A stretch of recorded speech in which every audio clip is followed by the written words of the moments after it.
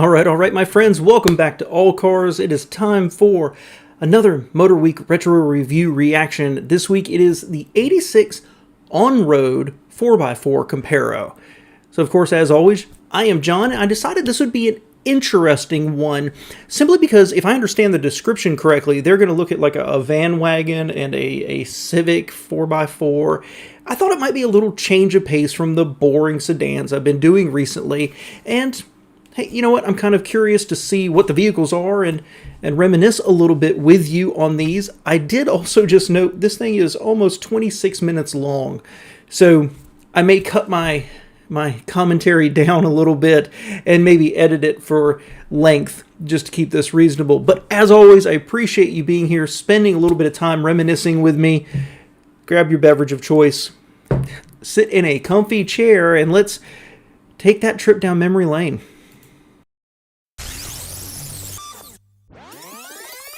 Your host for Motorweek, John Davis. Well, hello and welcome again to Motorweek. We have a very special edition of Motorweek this time. We're going to take a look at four-wheel drive vehicles, ones that are made to be used on the street. Four-wheel drive equipped cars, vans, and station wagons are a growing phenomenon. And a lot of people are asking us if they should check off the four-wheel drive block on their new car order form. We hope to help answer that. So we've collected 5 very different four-wheel drive models, and we're going to explain the pros, the cons, and the purpose of each. Pat Goss will be along too to explain the special maintenance needs for on-road four-wheel drive vehicles. So let's get to the cars. So generally speaking, when they're talking about this being on-road, I don't like them using the term 4x4. To me, that's all-wheel drive. 4x4 is when you have more of an off-road focus and a low-range gearing. Although they did muddy the waters when they started offering full-time four-wheel drive that also had a low range. But I don't think these are going to be off-roady type cars. I think they're just all-wheel drive. It's a little thing, but when I do have OCD, it kicks in on things like that. Now, our first subject is the latest newcomer to a growing list of cars offering four-wheel drive. It's the Mercury Topaz all-wheel drive. As you might have guessed, the Ford Tempo also offers this four-wheel drive system. But whether you opt for the Ford or the Mercury, the idea is the same: improve traction and safety in bad weather. At first glance, the Mercury Topaz all-wheel drive looks like any other Topaz. Mercury decided that rather than build a special model with all sorts of unnecessary extras, it would make four-wheel drive a simple add-on option. The only external feature that distinguishes our test car from any other Topaz is a small badge on the trunk lid. You have to look under the car to see the real difference. What you'll first notice is a two-piece drive shaft like those on most rear-drive cars. Throw a vacuum-actuated dash switch, and a sliding clutch collar arrangement in the front transfer case links the automatic transmission with the drive shaft. Power is then transmitted to a limited slip differential that turns the rear wheels. This system's power transfer gearing looks simple for a modern four-wheel drive, but we're told it was very difficult to engineer. It can be actuated at any speed or even when the car is standing still. Ford's designers are careful to stress that the system is for dirt roads or pavement in bad weather only. Unfortunately, we were cursed with good weather for the whole time we had the Topaz and an earlier four-wheel drive Tempo, so we looked for the wettest cow paths we could find. Our little rutted road, John, showed the system to have excellent traction with no change in the car's normal docile handling. As you might expect, four-wheel drive requires more power than you get from a standard Topaz. Ford solved this by making the 2.3-liter high-output engine part of the all-wheel drive package. You know, I don't love this car. I don't hate it. I think I've shared memories about the Topaz and the Tempo before. Honestly, even though I knew it, I tend to forget that these had an all-wheel drive system.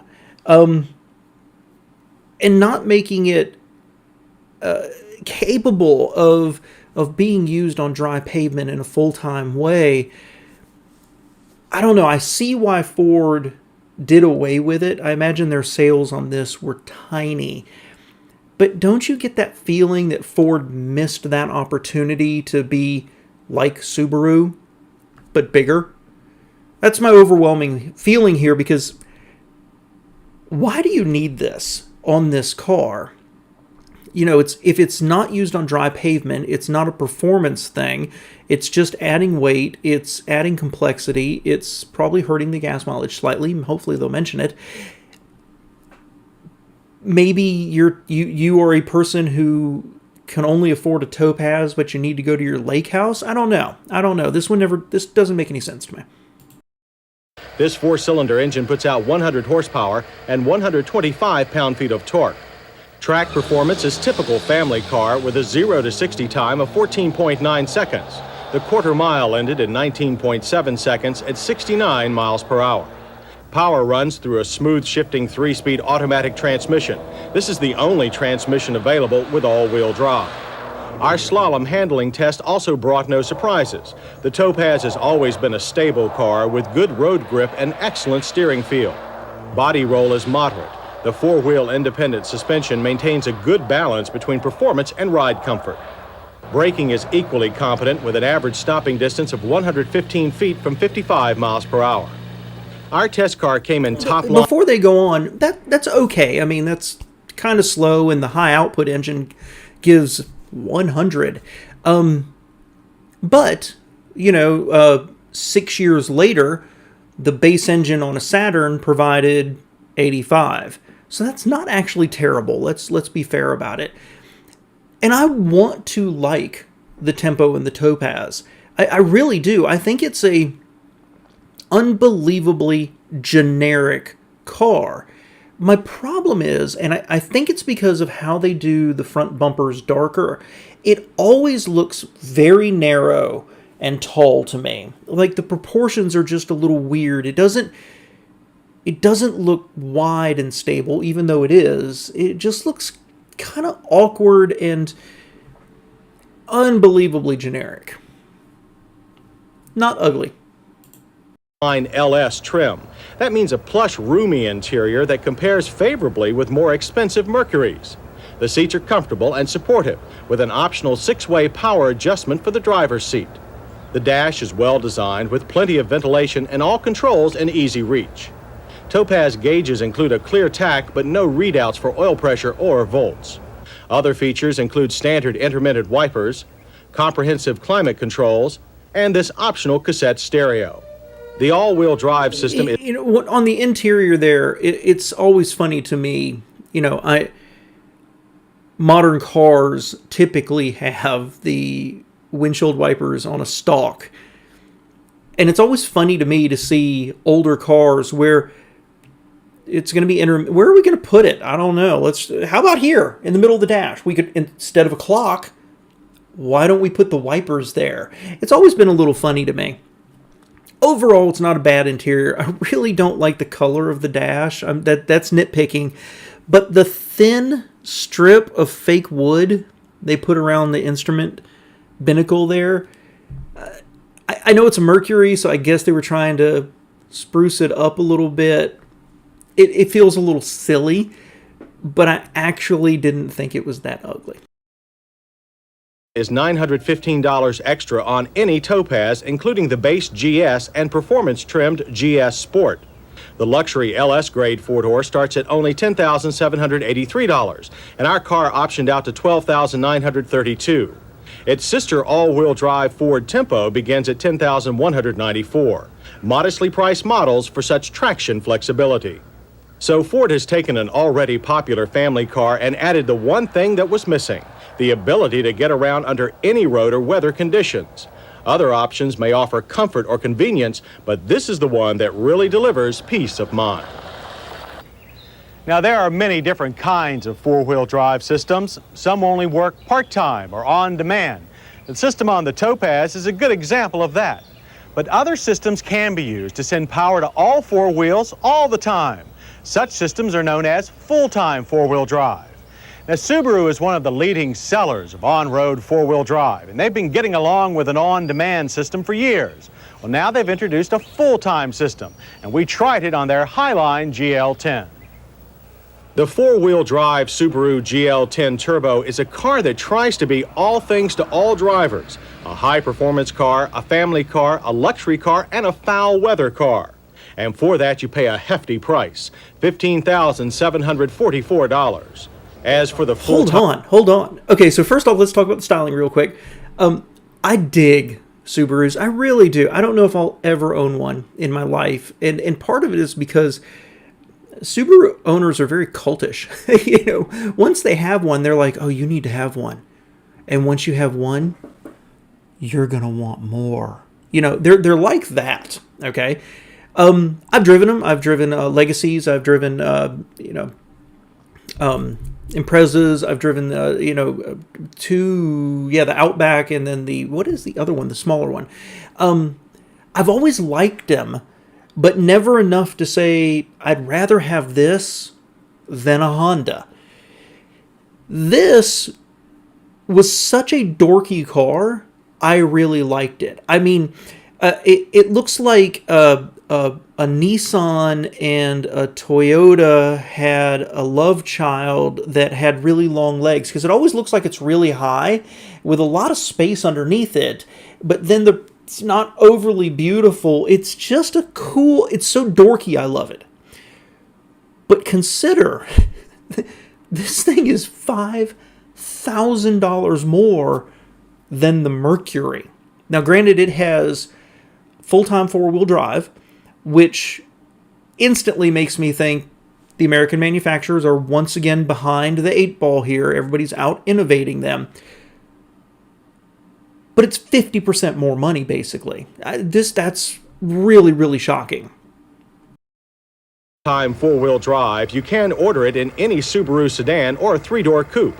Although the system is engaged all the time, there's also a locking center differential that's meant for use only on the most slippery surfaces.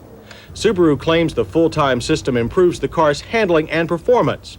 The theory is, since power goes to all four wheels all the time, there's no power lost to wheel spin on full throttle starts.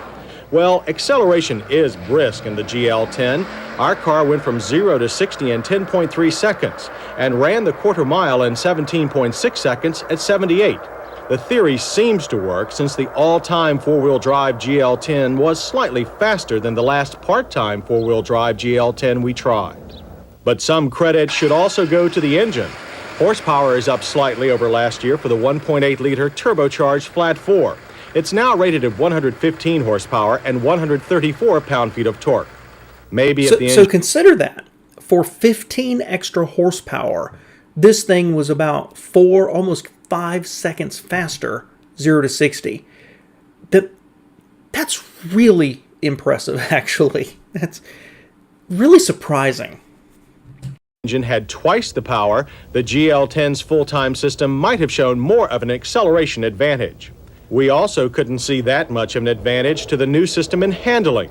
The GL10 is only as competent as before, and it still has the same flaw: a power steering pump that won't deliver power to the steering in quick turns. As for quick stops, the GL10 is good. Its brakes are easy to modulate, fade is minimal, and our stopping distances were good, averaging 115 feet from 55.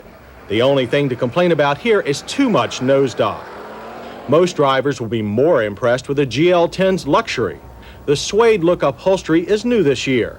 The seats have supportive bolsters, and the driver's side is height adjustable and has an adjustable lumbar support. The rear seat is comfortable for two average-sized adults, and shoulder belts are supplied. The GL10's digital instrumentation is revised this year, and many of the driver controls have also been altered. We approve of most of the changes, but there are still no readouts for oil pressure or volts. There is a four-wheel drive indicator. A switch on the console controls the ride height for when the snow gets really deep. The GL10's pneumatic suspension will also level itself to compensate for loads. And for those loads, the GL10 has plenty of trunk space for most sedan-type chores, plus a rear seat back with flat folding inserts for carrying long items.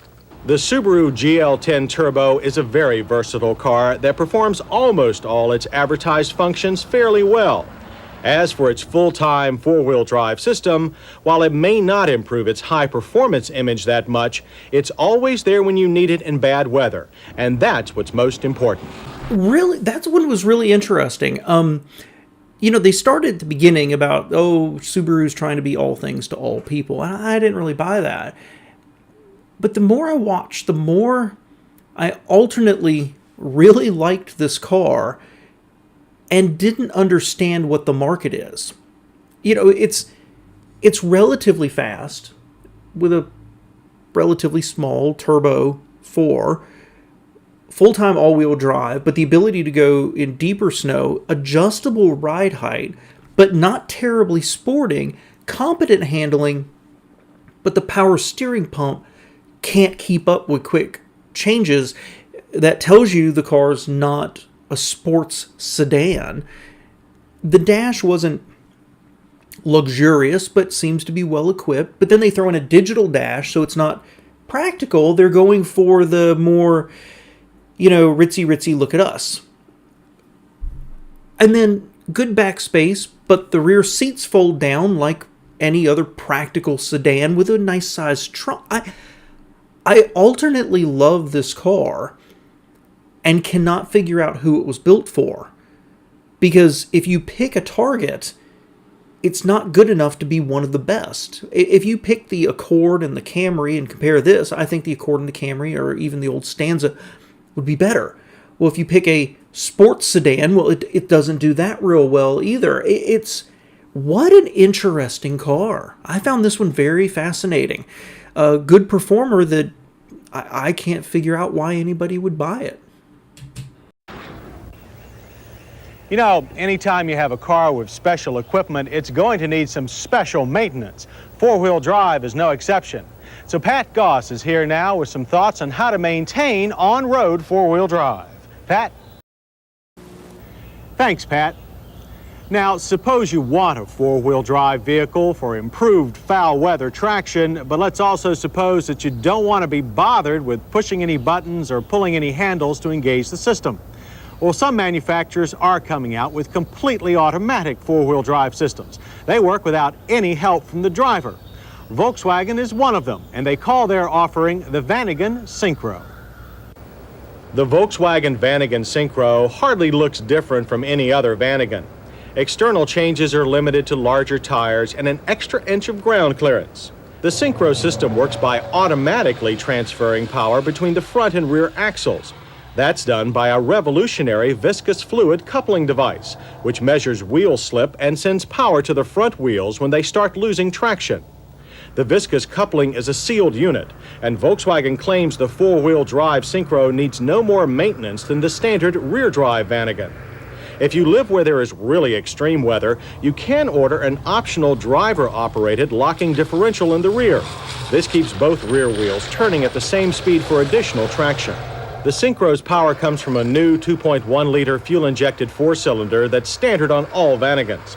This engine produces 95 horsepower and 117 pound-feet of torque. That's a healthy boost over last year's 1.9-liter engine. Despite the improvements, though, accessibility for service is still a chore because of the underfloor rear engine bay. Even with the new engine, the Vanagon... Before they go on, I've always been fascinated with this van. The fact that you've got what amounts to a cab over with a short wheelbase, it's square, it's boxy, it's a bread van. When America was coming out with the Caravan and then the later copiers to it. That being said, being somewhat of a Volkswagen fan, I've always been fascinated is the word with this vehicle and its later iterations. Partially because I think it makes no sense whatsoever, and that kind of appeals to me. You know, in almost every way, a Caravan would be more practical than this thing. But look at it, you know. And I can't wait to see how slow it is here in a second with 95 horsepower. But then they're like, hey, let's put all-wheel drive on it. And, you know, a revolutionary viscous coupling. Really, really interesting. Isn't going to win any awards for speed. 0 to 60 took 16.5 seconds. and the quarter mile ended in 20.9 seconds at 67 miles per hour. All right, I'm going to interrupt again because I'm going to go ahead and tell you that over 16 seconds, that's slow. And now all of you who like to comment below that I'm comparing it to modern cars can go ahead and do so. The standard 4-speed manual transmission has a rough, notchy feel that makes quick shifting a problem. Synchro-equipped vehicles get an extra low gear for tough terrain, but if you want the Synchro, you can't get an automatic. Braking fared much better with 115-foot stops from 55. All stops were straight, and the firm pedal made modulation easy. That's a fantastic result. I mean, it's at 55, but for this van, for this vehicle, with this weight, with this much mass up high, stopping at 115, which is what the Mercury and the Subaru both did, that's really fantastic, actually. In handling tests, the Synchro tended to throw its tail out in tight turns, but the fine power steering made recovery easy. The interior is what we've come to expect from Volkswagen. Handsome but Spartan, with firm adjustable seats and a functional, well-designed dash. Passenger room is generous with easy entry and lots of head and leg room. While the cargo floor is anything but flat, you can carry broad and long items by folding the seats into their bed position. Of course, all this versatility doesn't come cheap. The GL Synchro has a base price of $16,905, and optioned our test vehicle cost a hefty $19,935. So compared to other Volkswagen Vanagons, the Synchro isn't roomier, more comfortable, or even better looking. But it can go places a regular Vanagon can't, and it does so without any extra effort from the driver. Now, if you like the idea of having four-wheel drive and the idea of not having to think about it, but the Vanagon's too big for your needs, there is another alternative. The Honda Civic wagon with what they call real-time four-wheel drive. Now, while Honda introduced a part-time four-wheel drive Civic wagon 2 years ago, the new model uses a full-time system whose automatic technology is basically the same as on the Vanagon.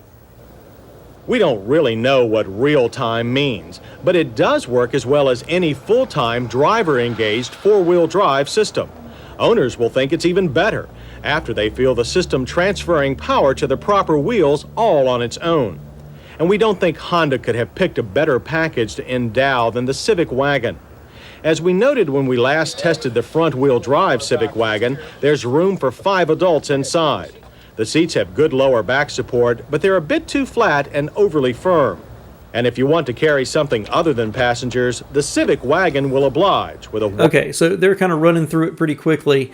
I'm a Honda fan. I tell you that all the time here. I have one in the driveway right now. And I like the Civic, but I do not like the wagon. I don't. Honda does not style good wagons. This is a microvan. This is anything else, but it doesn't strike me as wagon. I don't know. I don't love it, but I also do love it because all of what makes it ugly makes it so unbelievably useful. Let's see what else they say. Wide, flat cargo floor, a hatch that extends clear down to bumper height, and double folding seats that allow 10 different cargo and people-carrying configurations. Other interior amenities include a dash with very well-placed controls, and Honda's traditional instrument pod with a big, if incomplete, set of gauges. Plus, there's storage space everywhere, even under the front seats. And while the two-wheel drive Civic wagon has this nifty storage area above the spare tire, the four-wheel drive Civic wagon has only a hard floor. The added four-wheel drive running gear takes up the extra space. And the spare tire gets a new home too, under the car on the 4x4. And the standard Civic's beam axle is replaced by a live one. We're sorry to say there's no limited slip differential. That means you'll need to keep 3 wheels planted at all times. So even though there's some extra ground clearance here, don't try to go too far off-road. The four-wheel drive Civic wagon is powered by Honda's trusty 1.5-liter 4-cylinder. It makes 72 horsepower and 83 pound-feet of torque. It comes mounted to a 6-speed manual transmission. The extra gear is a super low hill-pulling first. The shifter seems to give up some precision for the extra gear. An automatic is not available. And when we put the four-wheel drive Civic wagon into action, we found an advantage to its drive system that conventional part-time systems don't have. The Civic wagon won't spin its front wheels off the starting line. When the viscous coupling drivetrain senses the spinning wheels, it then sends power to the rear wheels. Unfortunately, that doesn't make the four-wheel drive Civic wagon any faster. Our car took 16.1 seconds to reach 60 miles per hour, 2 seconds slower than the last two-wheel drive Civic wagon we tested. And darn close to the Volkswagen. That's really slow. But it is, what is that, 20 horsepower down? Even though it should be lighter and a smaller package, that's pretty slow. That's funny. We attribute the difference to the four-wheel drive car's extra 250 pounds of weight. But that didn't hurt its braking. For our car, stops took an average of 123 feet from 55. Not bad, and they were well behaved all around. As for handling, the four-wheel drive Civic is slower to respond to driver inputs than the standard wagon, and there's more body roll. If not exciting, the four-wheel drive Civic is competent. Base price for the Honda Civic 4x4 wagon is $10,104, $1,400 more than the two-wheel drive wagon. It may not be the most attractive four-wheel drive vehicle going, but the Honda Civic wagon could be one of the most efficient all-around packages, and its automatic viscous coupling four-wheel drive is definitely the wave of the future. That's another one. I struggle to find the purpose for that car. I mean, all of the attributes that make it good are just Civic wagon. By adding the four-wheel drive, you can't use it all the time. When are you going to need it to go off-road? Are you using it on your farm? Or, again, do you have a lake house and you've got a long gravel road where you probably don't need four-wheel drive to begin with, but you can only afford a Civic? I don't understand the purpose of that car. It's cool, but slow, and I don't get it. I really don't. I do like the interior, though. Now, your car may not have the latest four-wheel drive system, but maybe you like it just the same. If you do have a car that you think special, we'd like to see it and maybe even share it with everyone. Send us a good color photograph and a description to Motorweek, Owings Mills, Maryland, 21117. That's Motorweek, Owings Mills, Maryland, 21117. Who knows, maybe we'll make your car a star. Okay, now it's time to get back to four-wheel drive. When you think about full-time four-wheel drive and high performance, only one name comes to mind: Audi.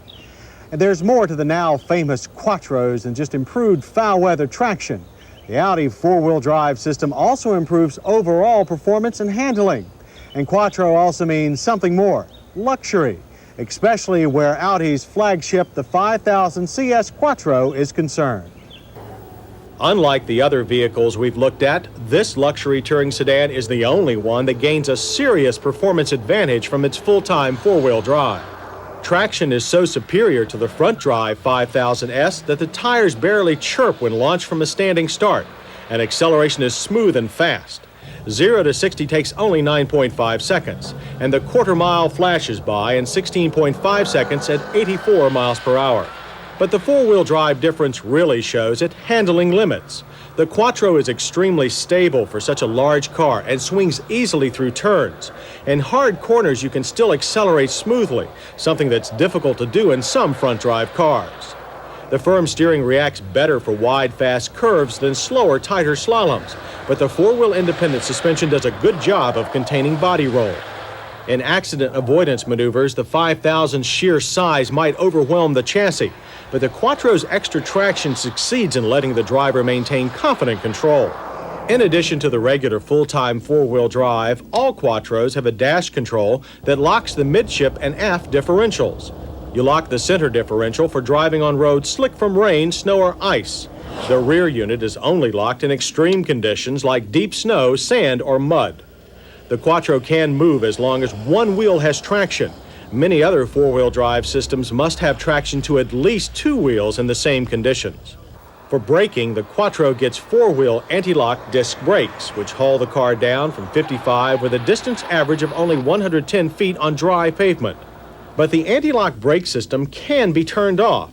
The theory is that the car will actually stop shorter without anti-lock in deep snow or sand. Also, when the center or aft differentials are engaged, the anti-lock braking system is automatically canceled. When each wheel is no longer rotating independently of the others, the system cannot function properly. That means you don't have the anti-lock action in those situations where you might need it the most. An engineering problem that is no doubt getting much attention. Not surprising, the Audi is going to be the most expensive, extremely experienced with all-wheel drive and more of a performance approach. And not surprising, it's doing the best. Best 0 to 60 and best stopping. And I've already done a reaction video to the Audi, so I'm not going to say too much about it, but them going into that detail about the anti-lock brakes can be turned off if you're on gravel or snow, something like that. That's really good because I think people have largely forgotten that, and our cars are so dumbed down, we don't even have the option anymore. But then also, if you have the differentials locked, it turns off the anti-lock braking system. Really interesting. As they say, an engineering problem maybe Audi needed to work through. But that's really interesting. You're driving in conditions where you feel you need the advantage of locking the diffs, and then you don't have your anti-lock brakes. That's really interesting. That is a very, very good observation, and I don't think I've ever heard that anywhere before. Power for all this hardware comes from a turbocharged intercooled 5-cylinder that displaces 2.2 liters. This superb power plant puts out 158 horsepower and 166 pound-feet of torque. The turbo's life is enhanced by water cooling. The coolant continues to circulate even after the engine is off. And the Quattro's inside easily lives up to the promise of the outside. The interior is pure luxury, with every 5000 series option except heated seats included as standard equipment. The leather-covered seats are firm and supportive, but lack side bolsters needed for serious driving. The leather-covered door panels include power windows, door and mirror controls, and 2 of the 10 stereo speakers. The stereo itself is in the center dash below the automatic climate control. Above and to the left is a multifunction trip computer. The instrument cluster includes a center digital readout for engine functions not covered by the large analog gauges. The only available transmission is a slick-shifting 5-speed manual. And topping off the 5000 CS Turbo Quattro is a tilt-retracting power sunroof and a huge trunk with a very low sill. The trunk also has Audi's unique through-the-seat ski bag. You can carry long, thin items without sacrificing much of the car's roomy seating ability. The Quattro's highway ride is expectedly firm, but not harsh. You know when you hit a bump, but the suspension forgets it quickly. Notable noise is limited to the engine, which is louder than those in most other upmarket European sedans. And all of this Quattro's luxury, performance, and traction doesn't come cheap. The 5000 CS Quattro will set you back over $31,000. Now that's an awful lot of money.